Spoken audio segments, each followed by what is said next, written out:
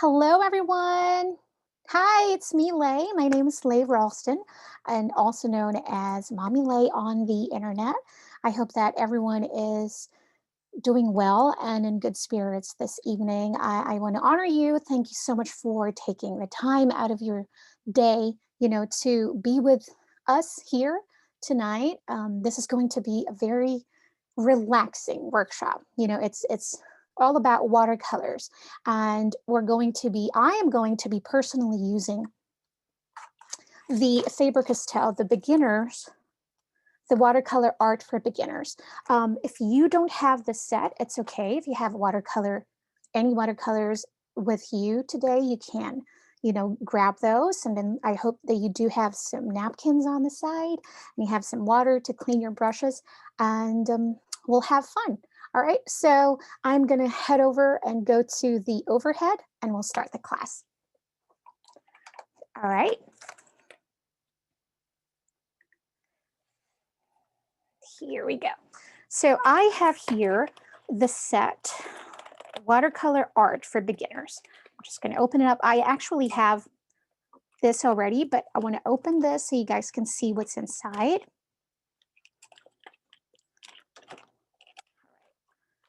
So inside you will get 3 colored pencils, but they are also watercolors. So watercolor pencils. So the Gold Faber Aqua, I really love those too. So you get 3 colors. You get like a pink, and then you get a deep purple, so magenta maybe, and then a deep purple and a green. And then you get this watercolor pan. I love this. This is the lid for that. We're going to use this. I'm going to show you later how I use this as a mixing pan. And then you get 9 colors from this. And we're going to do swatches so you can see all the colors.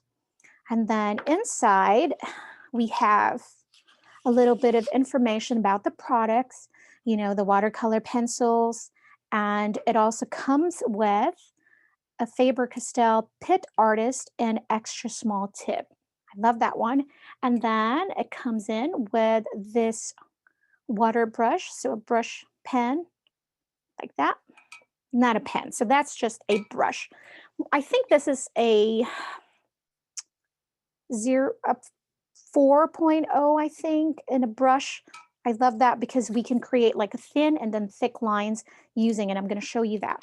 And then inside you will also get some stencils, which is super fun. I'm going to open this one up. And then it comes in with some mixed media paper inside. So you get some watercolor mixed media paper, and then you get 2 stencils. And the stencils is super fun to use if you're not, if you're afraid to do some drawings and stuff like that. I think stencils are a great idea to just give you a startup when it comes to drawing. It's easy to use, and we're going to create some fun stuff with this one. But before we start playing with stencils, I really want to give you a brief, what do you call? I want to call this kind of like the tips that I want to share with you when it comes to watercolors. Watercolor is really a fun and very intuitive medium. It's super. I think it's super forgiving. I remember when I first started playing with watercolors, it's just I felt like a little kid again. So I hope that you're ready because I am, and I hope that you have a watercolor paper pad with you guys. That's what we're going to talk about. Also, we're going to talk about the tools, and then we're going to start playing. Okay, so for the tools, of course, you need some watercolor. To be completely honest with you, I want to make this clear that if you are a beginner when it comes to, I think, any medium, any type of medium, art medium, is that you don't need to go ahead and buy the most expensive product there is, especially if you're a beginner and you're a newbie and you're just really curious about this new medium. Um, any watercolors will do, of course, not unless you are a professional artist and you really want to sell your artwork and all that, and then that's when the type and the quality of the product would really matter. But for now, we're going to use this beginner set, which is super fun. We get a lot of colors here. And I have a watercolor pad. That's another thing that I'd like to share with you. When you're using watercolors, this is water-based. So it means that you're going to use water. And when you're just using some regular copy paper or just, your notebook, it is okay. Yes, it will still work. So I'm going to show you a difference, what it looks like when you're using a copy paper and when you're actually using a watercolor pad or watercolor paper. The thicker the paper is, of course, the best outcome or results that you're going to get from it. But again, there's two techniques that we're going to go through today. And these techniques are the ones that you need to really experiment and keep practicing when you're dealing with watercolors. So we have our watercolors, we have our watercolor pencil, we have my water. I have two here. This one will be for the dirty water, and this one is going to be to clean up my brush really well. Let me talk about that real quick. You need to start practicing having 2 jars of water with you when you're working with watercolors. The reason to that is that when you use a dirty brush, what happens is that you're not getting the real colors from the pigments of your watercolors. The colors will end up looking murky and muddy. And you don't really want that because then you're not going to enjoy the colors and you're not going to enjoy your experience. So practice having 2 jars of water, one to clean your brush and to clean the color, the second one to clean your brush much thoroughly. Okay, so we have 2 papers in here. We have the watercolor pad, and this is our copy paper. I'm just going to put in here. So just so you guys can see. So this is watercolor paper. And this is just a copy paper. So this is the first step that I would like you to do when you're dealing with your watercolors. The first thing is to activate your watercolors. Usually I do have a spray mist and I would spray and mist the watercolors, but I don't know where it's at the moment. So what we're going to do is I'm just going to go drip a little bit of water, clean water, and you do this so you can activate the colors and the pigments in your watercolor. We So have you just wet it. what watercolor pad you would recommend? I use Strathmore and also Canson, and you can find both of these brands at Michael's. Great, thank you. You're very welcome. Of course, there are a higher brand that has much better quality as well, but if you're going to use it for practice, these 400 series are great. There is a 500 series Strathmore as well, but of course that's going to be a little bit more expensive. And as long as it's 100% cotton, you're good to go. All right, so now that we've activated, just let it sit there for just a little bit like that. And while we're activating the colors in there, the pigments in there, we're going to just play a little bit with our colored pencils. So when you have your colored pencils, if you see some colored pencils and it says watercolor pencils, I know you're wondering, what do you mean watercolor pencils? You can use this 2 ways. You can use this just as a colored pencil this way.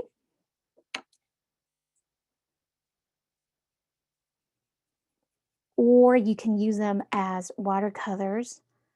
I have my brush in here. And then look at the magic over here. I'm going to zoom in real quick. See, we can see much better. All right, let me move that stuff. So this is using the copy paper, okay? I'm just going to do this. So what happens in the copy paper, the water seeps through that paper super quick. It doesn't give enough time for the pigments or the color to bleed. And the paper is super thin that you end up with frays of paper. Your paper starts fraying and it leaves this white kind of like residue from your paper. And so I really don't recommend using water in a copy paper. So we're going to do the same thing, but in our watercolor paper.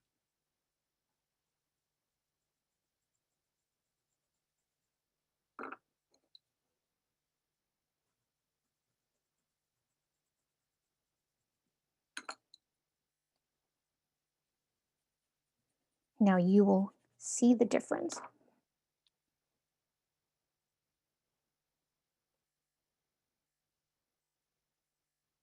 See how I can actually move the colors?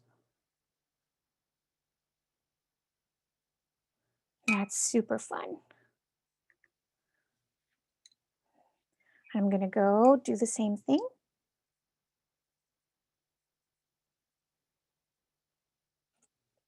I got that water dish, I believe from TJ Maxx or Home Goods. I really can't remember anymore.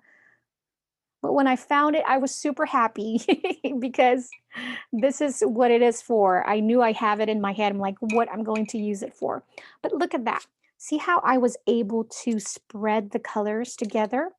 And this is the fun part with watercolored pencils, because when you do your blending, I'm going to do the pink over here. And I'm going to do this deep purple over here.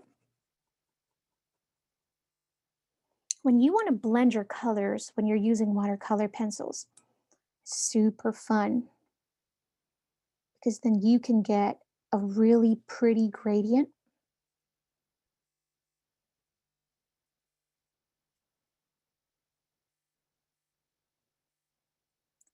You can blend and mix your colors together so effortlessly. And that is why I love using this when I'm doing lettering. So for example, let's just do it real quick while this is still activating. It's almost done. It's almost ready for us. So let's say I'm going to write letter A.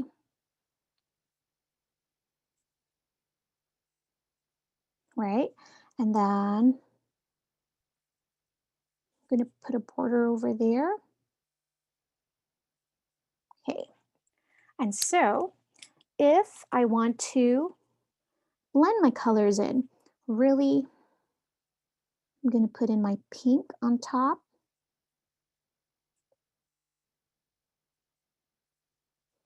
And I'm going to do my deep purple at the bottom.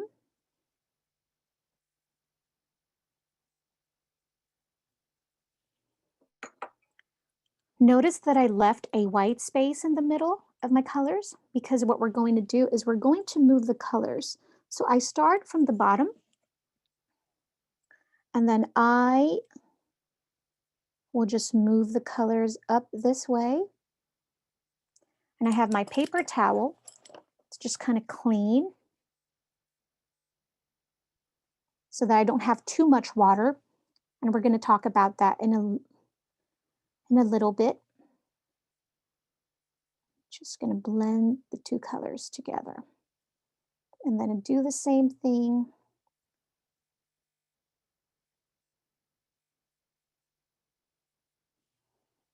So you can create those gradient or ombre. And it's super pretty, it's super fun, because when you're using watercolor pencils, you can really get into those small details without having to worry about you going out of the line. So that's the fun part. Okay, so the two techniques that I was talking about earlier that we're going to really practice today. This is called wet on wet and wet on dry. When I say wet on wet, this is going to be, your paper will be wet. You're going to wet it first, and then you're going to use your water brush with a wet colored as well. And so we're going to try and do that right now so I can show to you. So just clean water And I'm just going to create a circle over here. And then now I'm going to dip in my color and just go in where I put in the wet, which is I'm really having a hard time seeing where I put in the wet. Okay, there we go. Because of the too much lights. So as you can see, when you put in wet on wet, what happens is that your paper, while your water paper is wet, what it does, it will give you a natural bleed, or the water will, the colors will actually bleed through the pages effortlessly because it moves. What it does is it moves with the water. So while it's still wet, I'm going to add some other colors. I'm going to wet this part because it dried up. So I'm going to add some purple in there. See how it naturally moves? It follows the water. It follows the movement of that water.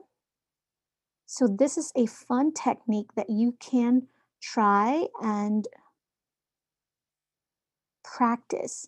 Again, this medium is very forgiving and it's very intuitive. So I think the more you experiment, the more techniques that you're going to learn and actually will understand, how can I apply this? How can I apply this when I'm doing an artwork, right? So this time we're going to do we're going to do wet on dry. So just cleaning my brush, then dip, and then clean again. And make sure that you kind of like dab the excess water in your brush. And that's going to depend too, of course. If you feel like you want more water, then you don't have to do that. You can skip that part. But sometimes I just want enough water in my brush so that I can really go and create some detailed drawings. So when you're doing wet on dry, this is where you're going to create sharper lines and better details. So we're going to do, our paper was dry, but this was wet. Clean, clean, and dab. So I'm going to go and dip in my blue. I'm just going to go across this and see what it looks like. And then what I can want to do now is what you can do after you get familiar with both techniques, you can mix them. So I'm just going to go in with my wet brush, go over there, and my brush is still clean. So I'm going to go pick up some colors and let it naturally blend through that wet area. Go over here again. I love watching the colors move with the water when I'm doing the wet on wet technique. It's just super fun to see them blend together, the two colors together, two, three, however, or how many you'd like to put in there.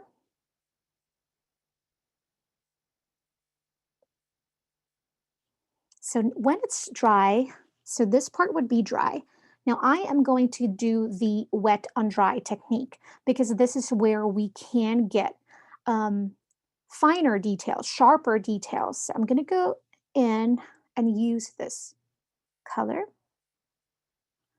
I'm just going to create some patterns just so you guys can see that you can do details on top of a dried part of your artwork. So you can just start adding that. And that's the fun part. And of course, I always mess up my artwork because I always go from the bottom to the top. So that's one thing to remember is if when you're dealing with watercolors, and of course there's waters and there's colors, and you can't mess it up. I think naturally you have to go from top to bottom. That's what's going to help a lot with avoiding some mess up with your colors and your artwork. So you want to not do that. Okay, the next step that I want to share with you is coloring part. So let's just draw a circle. Okay, so this is where we're going to learn about highlights and shadows. So naturally, if we have our light source on the right side, naturally the light will be hitting this part of our artwork, right? So this part. And this one at the bottom left will be our shadow. Now, the way I color with my watercolors, one thing that I love to do is I like to start light first, and this is called the light wash. With watercolors, you can build up colors. Always remember that it is going to be easy to build up your colors step by step, one by one. The key to this is patience. Okay, so now that I have a clean brush, I'm just going to go make sure I have enough water in here because we're going to do a light wash. Let me do the pink this time. Such a pretty color pink here. And then we're just going to go through this. See how I'm bending my brush to really spread my colors? So you can do that too. I'm just going to dip in a color and dip again, add more colors here. And really spread your brush so you can spread the colors and the water in your page too. Now, what happens if you feel like, oh, I've put in too much color in here? What you do is you clean your brush, and then with just a wet brush, you just kind of take away that part. Or another is that you can get, some napkins, and then you can just dab through that while your colors are still activated, or it means it's still wet. Because once that dry, you cannot use this technique. So that's one way to erase watercolor. Okay. Okay. So now that we have this part, our light wash, I am going to go in again and use the same color, use the same pink, but I'm going to concentrate here at the bottom left of my shape because that's where we're going to create our shadow. So using the same color, I will just concentrate here at the bottom. Just kind of do this while I'm spreading my brush slowly so you have better control. I feel like when I want better control in my brush, I feel like I hold it much closer to the tip of my brush. I'm just going to wash my brush and kind of see where the sharp lines over here, and I don't really want those sharp lines. What you do is you dip your brush again in the water and you just kind of go over those color and move the colors so that you don't have those sharp lines. There we go. And while that's drying up, let it dry up first, unless you want to really mix the two colors together. So while it's still wet, if you want to blend two colors together, while that your paper is still wet, pick up some darker shade of color this way. And then creating the shadow, we're going to concentrate over here at the bottom left of our shape again.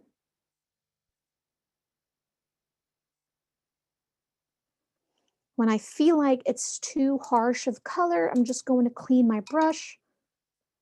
With a wet brush, I'm going to go over this one and spread those colors.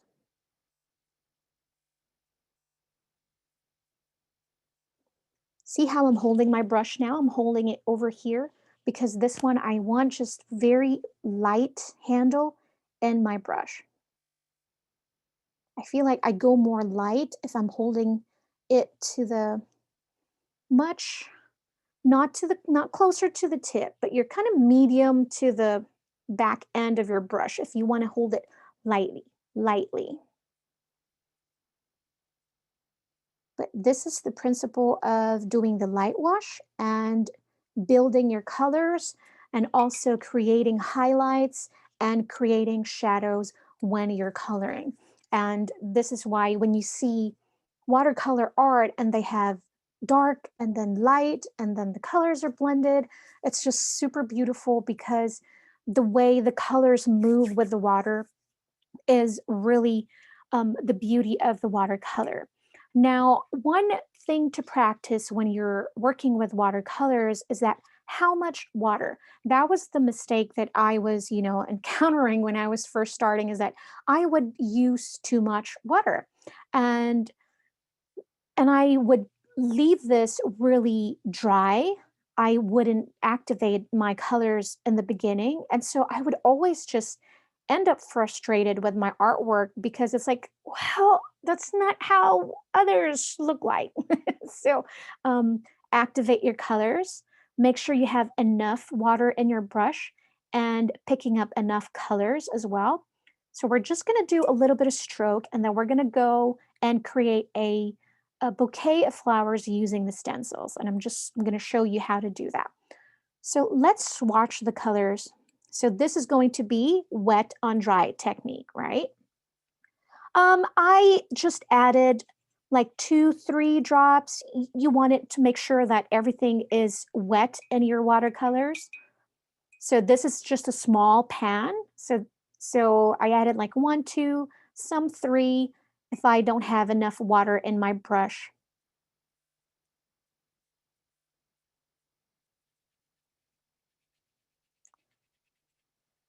See, I have a lot of water in my brush. I'm going to show you when you don't have enough water in your brush, what it's going to look like. So I'm really going to dab it like that. So we don't have enough, so we can show you this technique.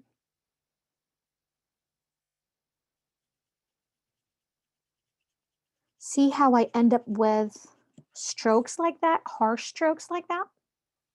Because I didn't have enough water in my brush. There. Of course, it can always come back in and, activate it with water again to just kind of let it flow much better. That's the reason why I said watercolor is really forgiving, because you can play around with it and you have a way to add more colors, or you have a way to take out colors like what I showed you earlier. Dab with a dry napkin or baby wipes or just paper to kind of do that. Okay, so I feel like they're drying up, so I'm just going to add clean water in here just to make sure that everything is still wet. Okay, so we are going to create some florals. Look at all this pretty florals here.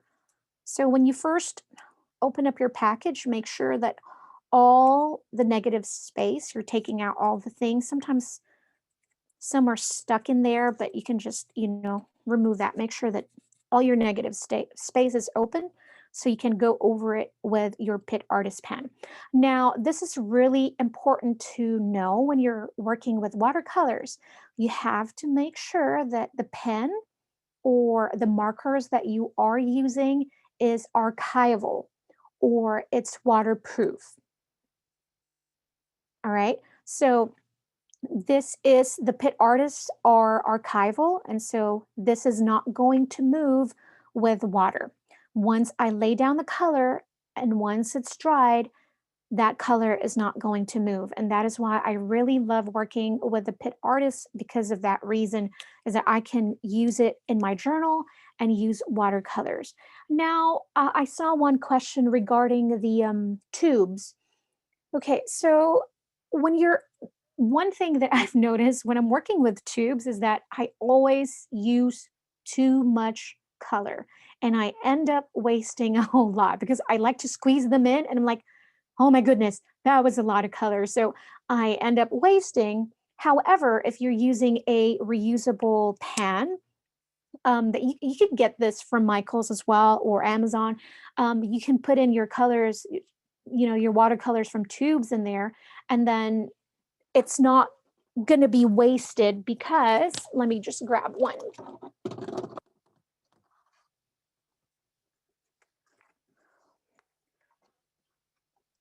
because you can reuse your colors again. Because again, watercolors are water-based and you activate them with water, right? This one is plastic and it's really sealed like that. So the air won't come in and then they're all safe in there, safe and sound. So there's a lot of brands. So just search watercolor pans. Okay, so we're gonna do some bouquet. We're gonna use our our Pitt Artist pens, an extra small tip. Okay. The finished product, where did I put the finished product that I created? I actually did a little bit of drawing in that photo, and this is using all these colors in here. That's And beautiful. we're gonna, thank you so much. And we're gonna learn the same technique with these florals.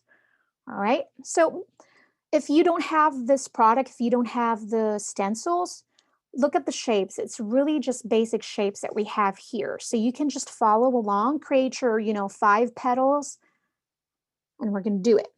I always mess up when I'm doing stencil because because I write heavy, so I kind of like don't relax. So when you're doing this, don't be like me. Just kind of relax and don't have too heavy of a hand. So just go through those lines And one by one tip one. you can do is you can use washi tape to kind of hold down the There stencil. you go, to kind of hold them. Yeah, that is so great. So use your washi tapes and hold them so they won't move. I don't know why I didn't think of that. Thanks, Jen. There you go. I'm sure you guys have lots of washi tapes in your craft room and in your stash. And this is why I love using the extra small, is that I can really get into the inside of the stencils and really get the small details that way. Like that. See, I messed up already.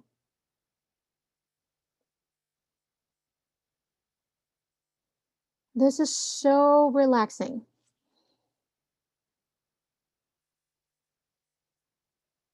All right. So if you don't have the stencil, create 5 petals in your flowers.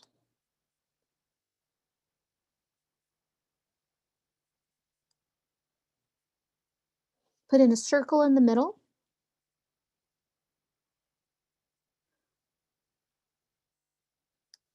That way.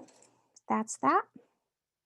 And then I'm going to add another flower like this.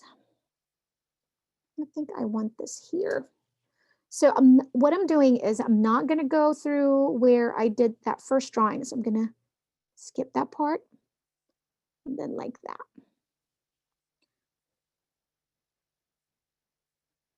So if you don't want harsh line, you can kind of like go over those lines without having to go in the corners and just creating kind of like a scallop shape too. So that's one option that you have. Of course, that is very personal preference. Depends on what kind of look you want.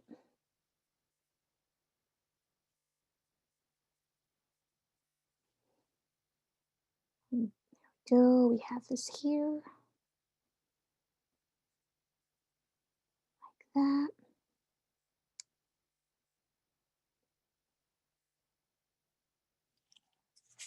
Okay. And then I'm going to create this one over here. Kind of like this will be our middle flower. So I can see where I went over. I'm going to skip those part. Just do this. See, skip that part. Like that.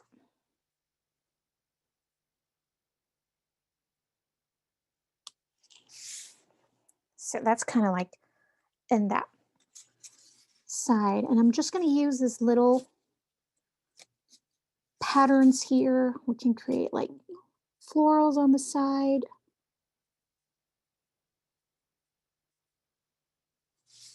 So what I want is I'm going to put in a circle in the middle. So you don't have to get stuck with the shape. You know, you can always play around and add in small details. Come back in and just add, and then use a smaller one.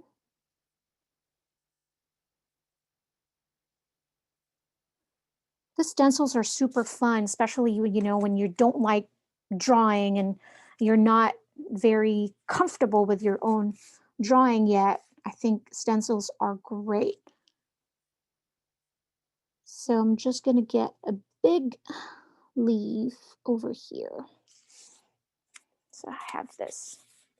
There we go. And I'm going to go over the middle to kind of create that part. And then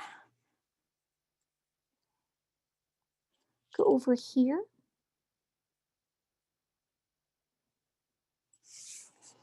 You know, that line in the middle, that's why it's slightly slanted. It gives you that visual of my leaves is going here. Although it's the same stencil that we use, by adding this, you know, diagonal line like that, it gives you that look of, oh, my leaves is facing on this side. Now we're going to just add a little bit more of our leaf there. And then just add one more over here.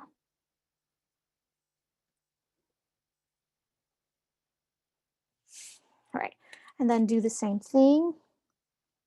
I'm gonna go away from the middle. And then go over here. Feel like I want this to go facing that way. All right. And then it is, again, personal preference if you want to do this part.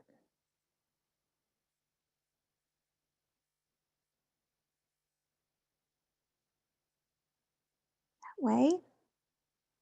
Just repeating the same process.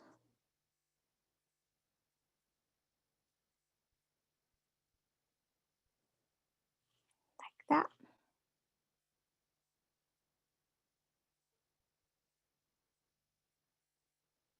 Like that. This way.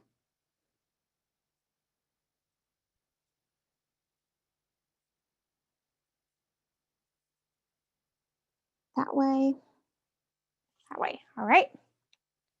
Now I want to add some lines over here. See how you can make the stencils really yours. You know, you don't have to get stuck with the shape. You can always add in and play and make it your own. Basically what it does is it just gives you a foundation to start. Okay, and then I want to add just some irregular shape over here. All right.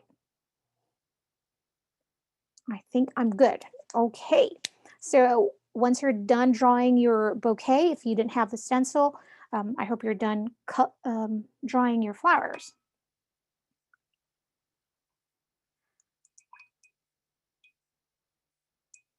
Here we go. Now choices. This is always the hard part, is like, ooh, what am I gonna use to color them in? It's always the hard part with colors, because there's so many fun colors. And imagine we only have 9 here, right? But the fun part with watercolors is that you can really blend in colors and create your own, or you can, you know, use more waters and just make it like a pastel or a pastel looking. And you want much brighter, then you just add more colors and build up your colors that way. Okay, so I think I'm going to stick with the warm tones over here. So the pink, the yellows, oranges, and all that. And what I'm going to try and do is we're going to do the wet on wet technique because I want to see the natural flow of the colors. And I'm going to start in the middle of this. I'm just going to, wet it like that. And I'm just going to come in with a darker color like that. So it will create that natural bleeding because of the water. What it does is that it follows the water. And once that's still wet, I'm gonna just go over there and add some orange in there. Super fun. Clean up, and I'm just gonna wait for that to dry. So I'm gonna be patient and move on to the next. Now this one, I wanna do two different techniques. I wanna do the wet on wet and also wet on dry. So I'm gonna repeat the same process in the middle. I feel like I'm going to just wet this part. So I'm going to create this circle over there. And I'm going to use this bright orange here. Lay down all the colors. Because what I want to do is kind of like flush colors in there and then really concentrated color in the middle. So in the middle, we're going to do the wet on dry. When it's still smearing, that means it's not dry yet. So sometimes you just got to give it a little bit of time for it to dry. Okay, so I can see that it's dry now. I'm going to use an orange color this time. Just we're going to do this here. So this is a wet on dry. Also depends on what kind of nib that you used with your pen. The extra small uses just a little bit of ink. So it really, dried up real quick for me. And also depends on the paper that you're using. It depends on the paper. If the paper diffuses the ink or it really absorbed the ink quickly, or it just let the ink sit on top of your paper. That's why it's super important to understand your tools because different papers, different brush, amount of water that you use or amount of ink that you used is going to vary on that one. So when I have that, we're going to use the wet on dry technique again. So my clean brush, I'm just going to dip in the yellow, just the brightness. And I'm just going to go in. Notice I am just concentrating on the edge of the petals like this way. On this part, I'm going to concentrate over here because what we're going to try and do is that our light source is coming from the top right again. So that's where our light source.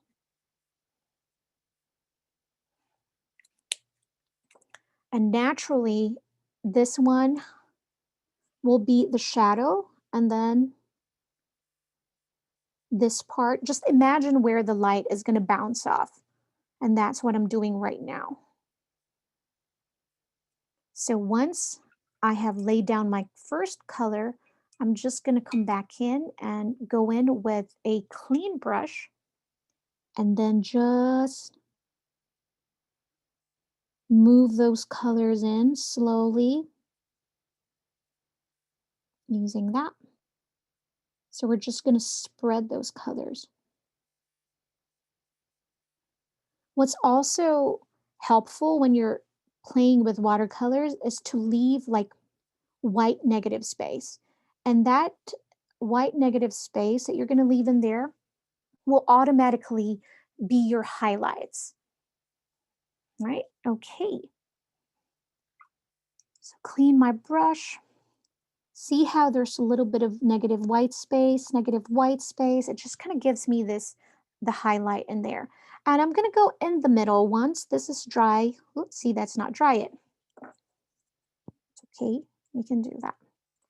Kind of gives it a little bit of texture. Anyways, see how you can play around with your medium and really can create so much stuff as long as you're not afraid to experiment. And with experiments, you're going to make some mistakes. So I think that's a given. So you don't expect perfect for the first time and let go of that thought that everything you create has to be done, right the first time.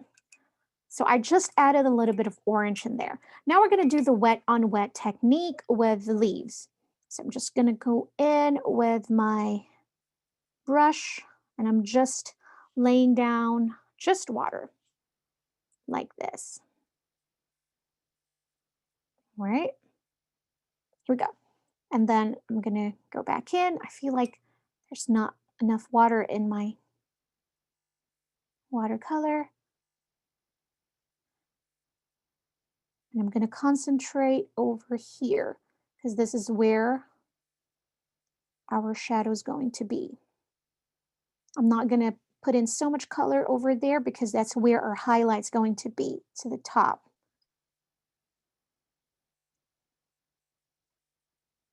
I'm going to leave that like white like that. All right, so I'm just going to clean again and repeat the same process, the wet on wet, like this. Wet that part. And be careful when you're doing that. See how I kind of smeared the green, but in this particular artwork, it's okay because it's both leaves. But just kind of be mindful of where you're going to apply your colors and apply your water.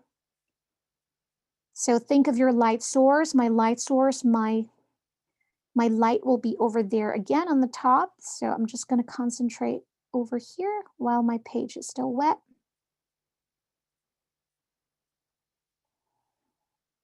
All right, then I'm going to repeat the same process, clean my brush, go over there, wet that part also, and then we're going to. We have Linda is asking, would it be a bad thing to use a heat gun to speed up the drying time? What do you think? Absolutely, I do actually have the heat gun. You can do that, just be careful because your paper will warp when you're using the heat gun. But if you're very familiar with your heat gun, you know how much heat, and how close you have to get to your paper just to kind of speed up the process. I wanted to do it, but it can be loud. So I'm going to try not to do it. I'm just going to wait a little bit, see. All right. And I think it's drying real, okay. You know what? We might have to end up using it. All right. Here we go. So cover your ears, guys. Also, what you can do with your heat gun is that let it run for a little bit before you actually put it in your paper. So when it's hot enough, you can just go in and you're going to see how the paper is going to warp actually.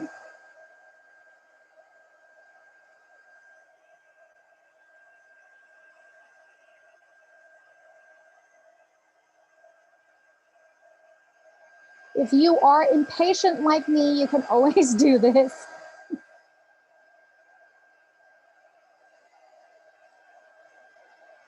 Be careful also not to get too close to your paper. You don't want to burn that paper. All right. Thank you, heat gun. See, the paper is warped. I know, so sorry. It was super duper loud. All right, here we go. So I'm just kind of, look at this, how I'm just bending the paper a little bit. Kind of put it back in its form. All right, here we go. Yes, a hair dryer would definitely work. It might just take a little bit longer than the heat gun, but it definitely will work. Okay, so now that this part is dry, I love the wet on wet technique. I just love the natural bleed that the water does to the colors. So I'm just going to go back in here. And this time we're going to use this bright orange here.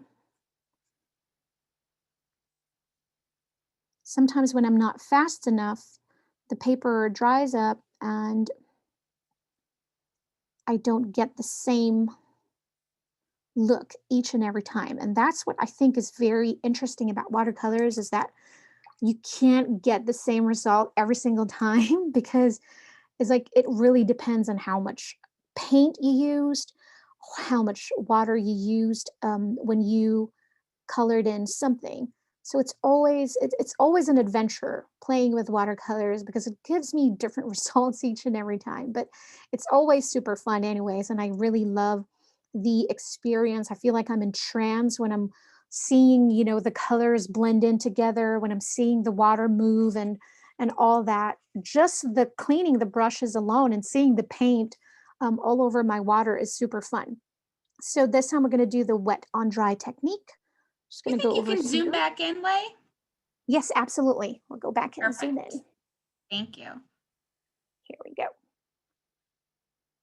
So this is the wet on dry technique, but as you can see, I use too much water. So when I feel like there's too much water and I feel like there's a puddle of water in my artwork, you can always just clean your brush, with a paper towel and just go back in and just clean it this way. And again, guys, it's really patience and enjoy the process. Really enjoy the process of what you're doing because I think that's the most important part of all. Unless, of course, this is graded and or it's for work or for with a monetary value, then of course you have to be really careful with it. All right, now I feel like doing the wet on wet technique with these petals here. And it's okay to blend in those colors in. I think that's what gives character also to the artwork. And because that's watercolors, you will get bleed through of the colors smearing in as long as they're not muddy looking. So I'm just going to go back in and I don't know if you notice how this red is already dry. So when you notice it that way, you just add a little bit of water again to activate your color. So I'm just going to go back in and start coloring that way. I'm just going to concentrate over here, bottom of my petals. This is also a fun project, to create some cards, um, to create some artwork for your office or home, a gift for someone, or you're just doing it for yourself. That's great too. And here we're just going to add a little bit of yellow, just to gonna give it, a little bit of dimension and character to the colors, because nature is really imperfectly perfect. They give you these beautiful artwork that you can follow along. And as you can see them, they're not always perfect, but they're just beautifully perfect that way. And so just to add character that way, we added orange and then yellow, and it's really pretty. Yes, definitely. In journals, I love using watercolors in my journals. And now that our leaves are dry, I'm going to go back in our negative space where the whites are, where the highlights are naturally. I'm just going to add in a little bit of yellow in there. So just dab, dab. Notice how I'm holding my brush again so that I can just hold it loosely.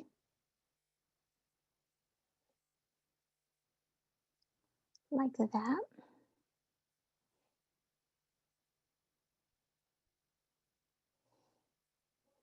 So things to remember when you're um, using watercolors, the more saturated the colors you want, then the less water you have to use. Um, the wash, the more like kind of like a wash look, then you have to use more water. So those are really important. Use more water. Use more water if you want light colors. If you want saturated and very pigmented colors, then use a little bit of water. Use less water. There we go.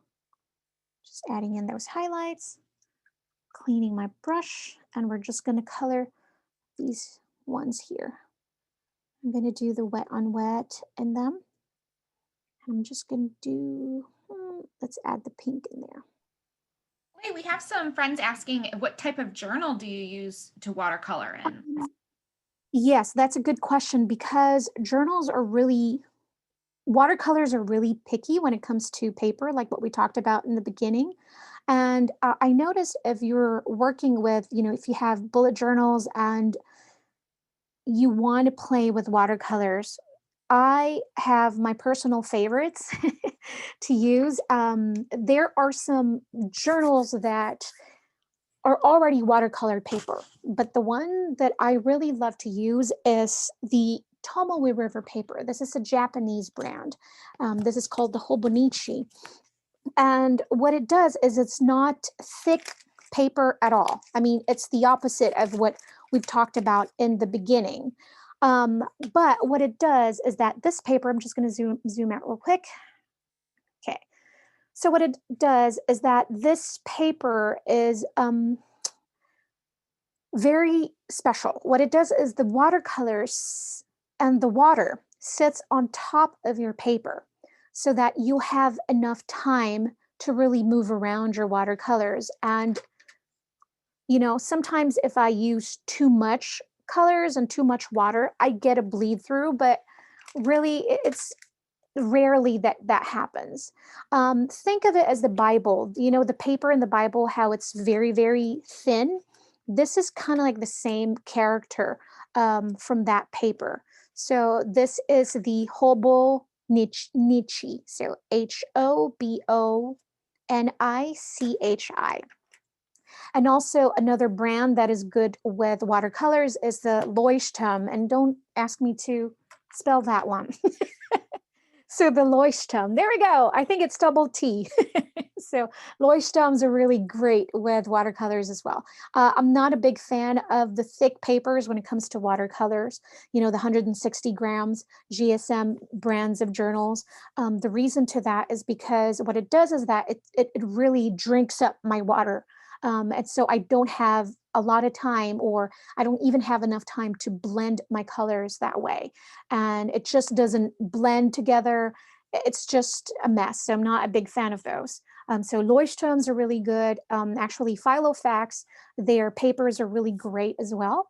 Filofax dot grids are great. Surprisingly, they can really hold the watercolors too. So those are good. And the Hobonichi, of course. Okay, so but basically this is what we have. We created a bouquet of flowers, and it's really super fun. Another tips that I want to share with you is what you can do if you're using it for your journals. You can always play with strokes. Okay, so let's use the pink.